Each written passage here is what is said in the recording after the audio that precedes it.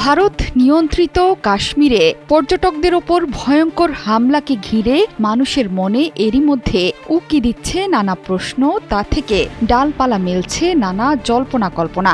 যেখানে কাশ্মীরের প্রতিটি স্থান নিরাপত্তা বলয়ে ঢাকা থাকে, সেখানে কিভাবে পর্যটক আকর্ষণের শীর্ষস্থানে থাকা বৈশারণ উপত্যকায় এত বড় হামলা হয়ে গেল।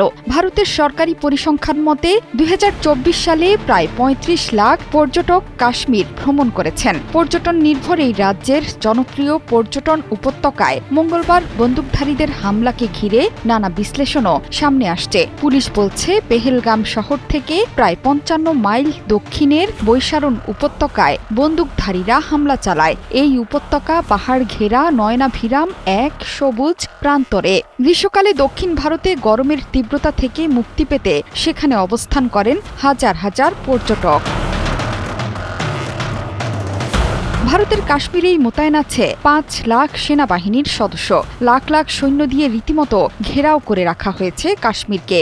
শীর্ষস্থানীয় পর্যটন কেন্দ্রগুলোতে যেহেতু মানুষের সমাগম সবচেয়ে বেশি থাকে, সেখানকার নিরাপত্তা বাহিনীর সদস্যরা কোথায় ছিলেন সেটি নিয়েও চলছে জল্পনা কল্পনা। শুধু তাই নয়, হামলার পরপরই এলাকা ছেড়ে পালিয়ে যায় বন্দুকধারীরা। তাদের একজনকেও ধরা সম্ভব হয়নি। হামলা প্রসঙ্গে কাশ্মীরের মুখ্যমন্ত্রী জানান, এই হামলা সাম্প্রতিক বছরগুলোতে বেসামরিক নাগরিকদের উপর সবচেয়ে বড় হামলা।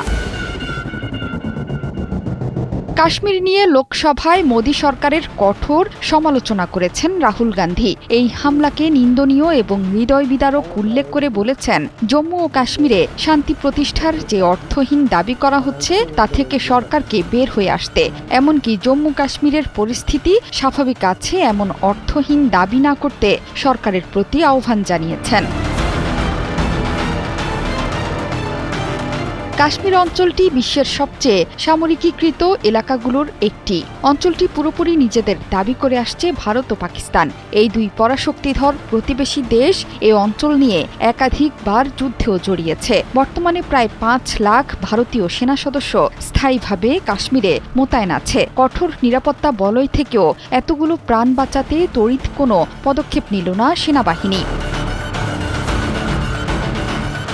২০১৯ সালে কাশ্মীরের আংশিক স্বায়ত্তশাসন প্রত্যাহার করে নেন ভারতের প্রধানমন্ত্রী নরেন্দ্র মোদী। সম্প্রতি ওয়াকফ আইন নিয়ে ভারতের পশ্চিমবঙ্গে উত্তেজনা ছড়িয়ে পড়ে। এই আইন নিয়ে তোপের মুখে পড়েছেন নরেন্দ্র মোদী। সামনে নির্বাচন, পাশাপাশি ৩ জুলাই থেকে ৩৮ দিনের অমরনাথ তীর্থযাত্রা শুরু হওয়ার কথা ছিল। তার আগেই এই হামলার যাত্রাকে ঘিরে আতঙ্ক তৈরির চেষ্টা হচ্ছে বলে আতঙ্কিত অনেকে। এসব কিছুর নেপথ্যে মোদীর হিন্দুত্ববাদী রাজনীতির দিকে আঙ্গুল তুলছেন বহু মানুষ। জোহরা চৌধুরী, সেতু, ৭১।